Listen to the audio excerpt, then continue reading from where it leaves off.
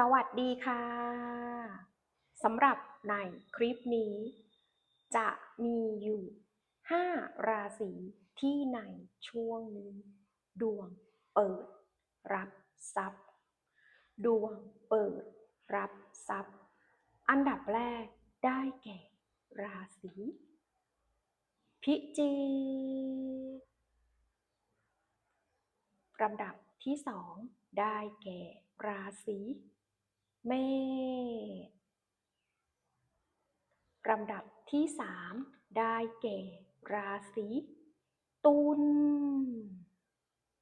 ช่วงนี้ดวงเปิดรับทรัพย์ลำดับที่สี่